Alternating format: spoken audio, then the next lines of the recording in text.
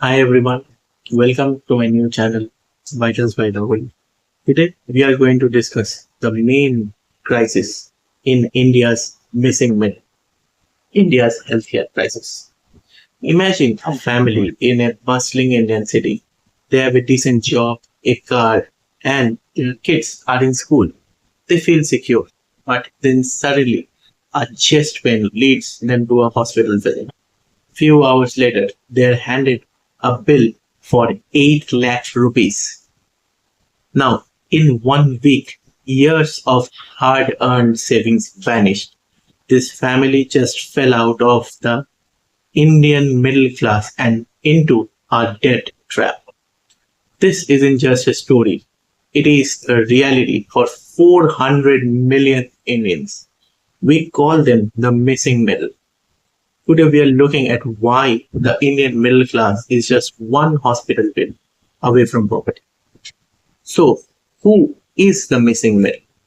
In India, the bottom 40% are covered by government schemes like Ayushman Bharat. The top 10% are wealthy or have high-end corporate policies. But what about the rest?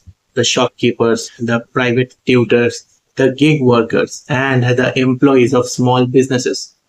You earn too much to get a free government care, but not enough to ignore a rupees 10 lakh bill. In India, nearly 40% of all healthcare spending comes directly out of the patient's pocket. In economics, we call this the catastrophic health expenditure. In plain English, it's a financial disaster. As a medical student, I see a pattern. It's not just the big accidents that break the bank, it's the silent killers. Conditions like high blood pressure or diabetes requires lifelong medication.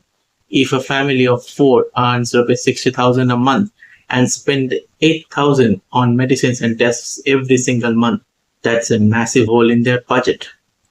When these chronic issues are ignored because they are too much costly, they turn into emergencies, strokes, kidney failures, or heart attacks. That's when the vitals drop and the debt rises.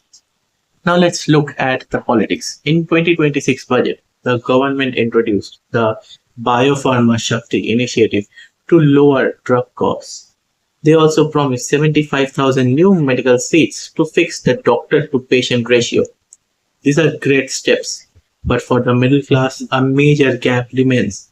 While there is a talk of expanding insurance to everyone for a small premium, most of us are still unprotected today.